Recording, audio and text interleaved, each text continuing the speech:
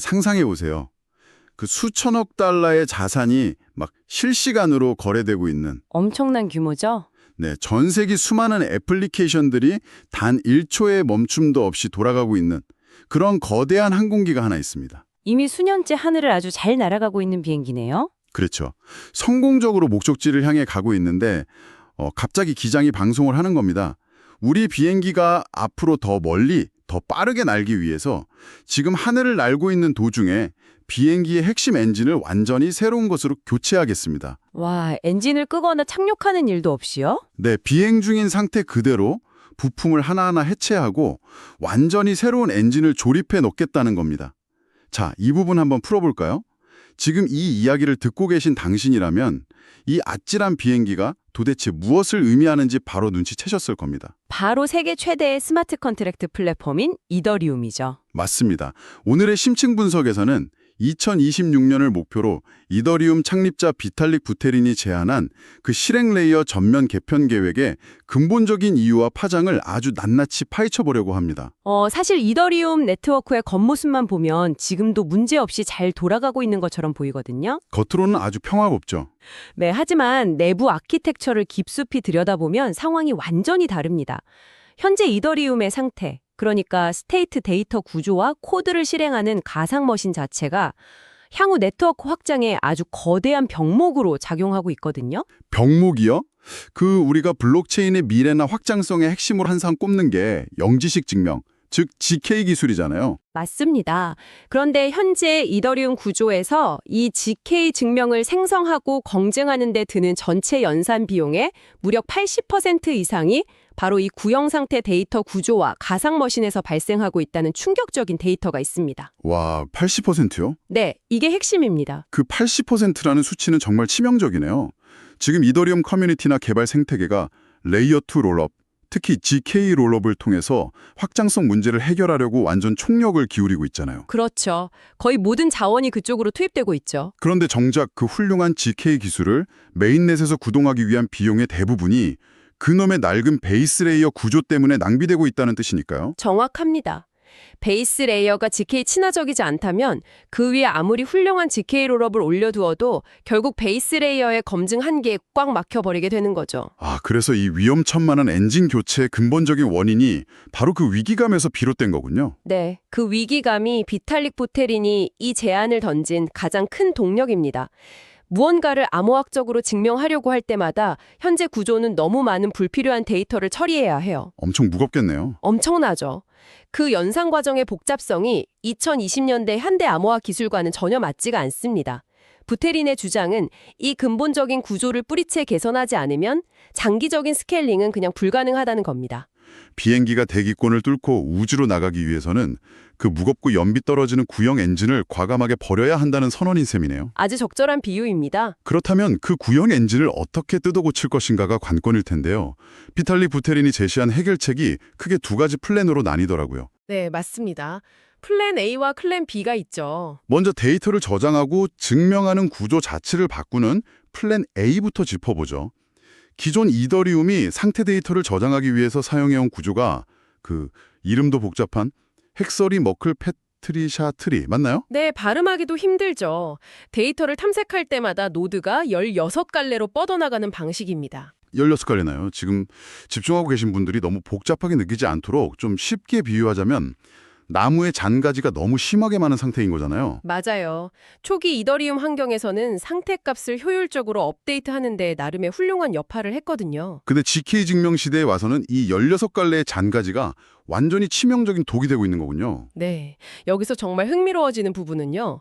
이 16갈래 구조가 일반적인 데이터 탐색에는 유용할지 몰라도 GK 회로 안에서 증명을 생성할 때는 거의 수학적 재앙에 가깝다는 겁니다. 수학적 재앙이요? 왜 그렇게까지 되는 거죠?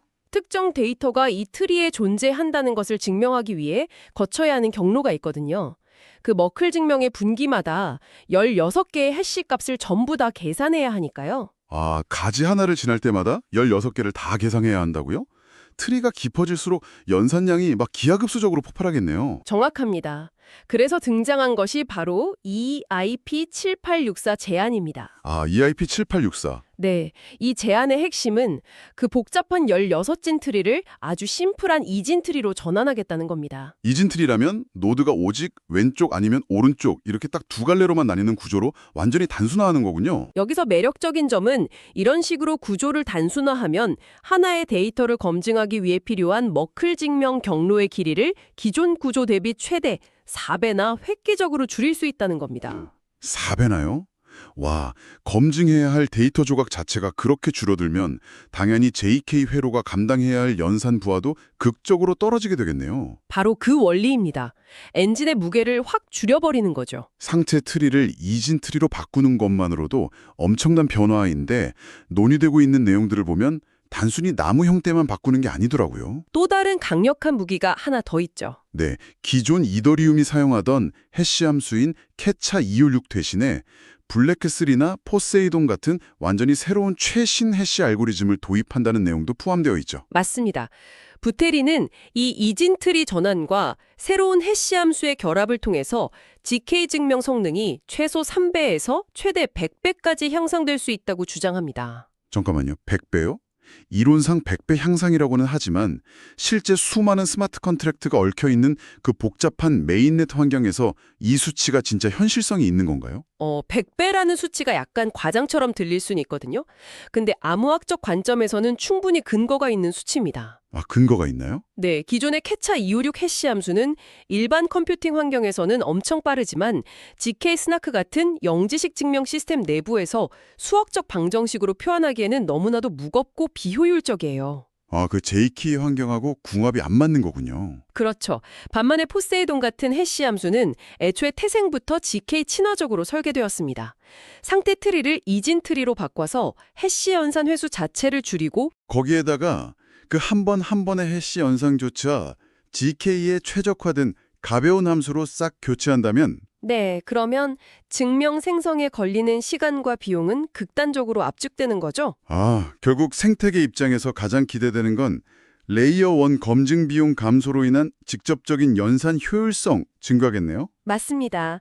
그래서 이 EFP7864가 도입되면 라이트 클라이언트의 기능도 비약적으로 향상된다고 하잖아요. 아, 고성능 노드를 돌리지 않는 일반 사용자들도 아주 적은 컴퓨팅 파워만으로 네트워크 상태를 빠르고 저렴하게 검증할 수 있게 되겠네요. 네, 클라이언트가 상태를 증명해야 하는 데이터 부담 자체가 확 줄어드니까 네트워크 전반의 가스 비용 인하라는 긍정적인 연쇄 반응도 충분히 기대해 볼 수 있죠. 화물을 실어 나르는 컨테이너의 무게를 혁신적으로 줄이는 것.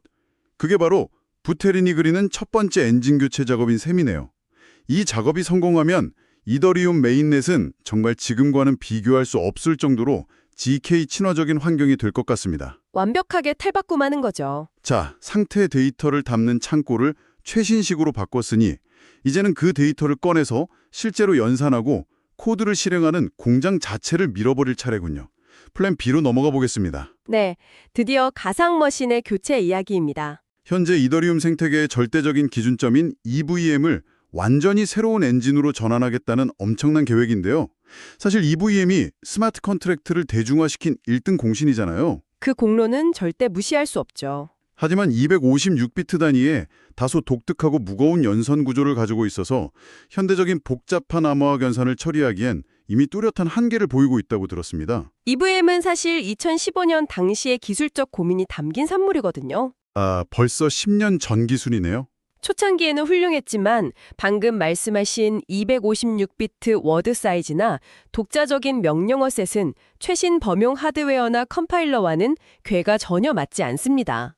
그래서 부테린이 장기적으로 이 EVM을 전통적인 IT 하드웨어 산업이나 반도체 설계 분야에서 이미 완벽히 검증되고 널리 쓰이고 있는 개방형 명령어 집합 구조, 바로 리스크5 기반의 새로운 가상 머신으로 교체하자고 제안한 거군요. 맞습니다. 이 리스크5를 이더리움의 심장으로 가져오겠다는 발상은 정말 파격적이죠. 파격적인 걸 넘어서 좀 무섭기까지 한데요. 여기서 우리가 처음 들었던 비행기 비율을 다시 떠올리지 않을 수가 없어요. 지금 수백억 달러의 예치 자산과 수천 개의 디앱들이 이 EVM 위에서 돌아가고 있잖아요. 그렇죠. 1초도 쉬지 않고요. 단순히 앱을 업데이트하는 수준이 아니라 이 모든 자산과 코드가 구동되는 기저의 언어와 환경을 통째로 바꾼다는 건 상상에 초월하는 시스템 리스크를 동반할 텐데요. 스위치 끄듯이 한 번에 바꿀 수는 절대 없을 테고. 당연히 단번에 교체는 불가능에 가깝습니다. 그래서 부테린도 이 위험성을 인지하고 치밀한 로드맵을 세웠죠. 어떤 로드맵인가요? 매우 점진적이고 안전장치가 겹겹이 확보된 3단계 로드맵입니다. 첫 번째 초기 단계는 기존 EVM 시스템을 그냥 그대로 유지한 채로 리스크5 기반의 사전 컴파일된 컨트랙트, 즉 프리 컴파일만을 조심스럽게 도입하는 겁니다. 아, 특정하고 복잡한 연산, 예를 들어 엄청 무거운 ZK 암호학 연산 같은 것들만 새 엔진으로 빠르게 처리해보면서 메인넷 환경에서의 안정성을 테스트해보는 거군요. 맞습니다. 리스크를 최소화하기 위한 아주 훌륭한 접근이죠. 그럼 이 테스트가 성공적으로 끝나면 두 번째 단계로 넘어가는 건가요? 네, 두 번째 중견 단계에서는 본격적으로 리스크5 네이티브 스마트 컨트랙트의 배포를 허용합니다. 개발자들이 더 이상 기존 솔리디티나 EVM 환경에 얽매이지 않게 되는 거네요. 그렇죠. 리스크5 환경에 맞춰진 새로운 언어와 컴파일러를 사용해서 코드를 작성하고 네트워크에 직접 올리기 시작하는 단계입니다. 두 개의 심장이 동시에 뛰는 과도기라고 볼 수 있죠. 와, 두 개의 심전이 뛰는 과도기. 그리고 대망의 최종 단계에서 기존 EVM을 완전히 대체하게 될 텐데요. 기존의 수많은 레거시 코드들을 파괴하지 않고 안전하게 새 환경으로 이식하는 게 정말 중요하잖아요. 이 최종 단계의 청사진이 전체 로드맵의 백미라고 할 수 있습니다.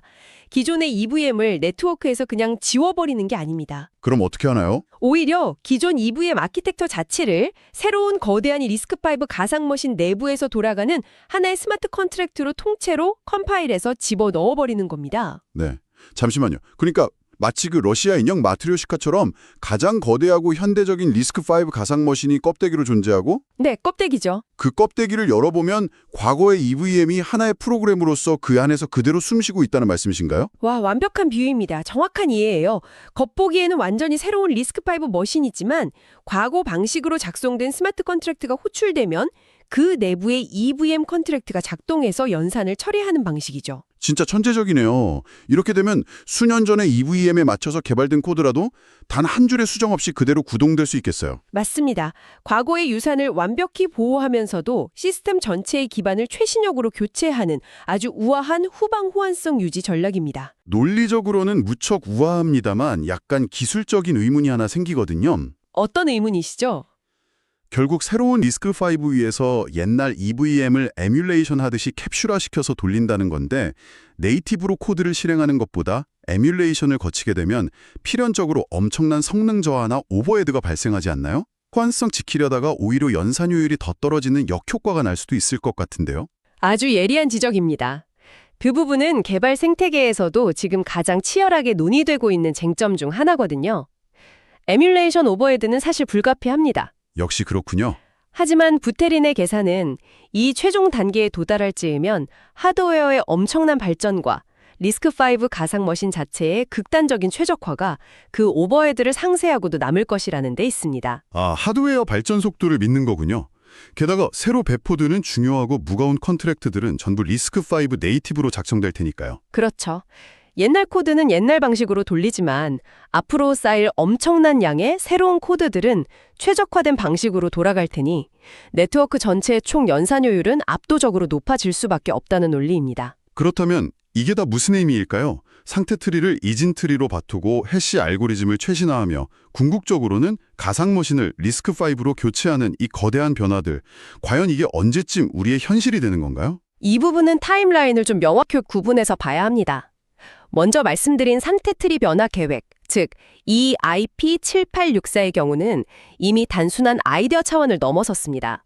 꽤 진행이 됐나 보네요. 네, 개발자들 사이에서 활발히 논의 중이고 일부는 실제로 코드화 단계에 진입했을 정도로 진척이 꽤 있습니다. 이건 비교적 가까운 미래 현실화될 가능성이 높죠. 반면에 가상머신을 리스크5로 전환하는 플랜 B는요? 플랜 B는 아직 초기 아키텍처 논의 단계입니다. 3단계 로드맵이 언제부터 시작될지 구체적인 실제 도입 일정은 확정되지 않았어요. 하지만 당장 2026년에 예정된 거대한 하드포크 일정들과 이 논의들이 아주 긴밀하게 맞물려 들어가고 있지 않습니까? 2026년 상반기와 하반기에 굵직한 업그레이드들이 예정되어 있잖아요. 맞습니다. 2026년은 이더리움 기술 로드맵에 있어서 진정한 분수령이 될 해입니다.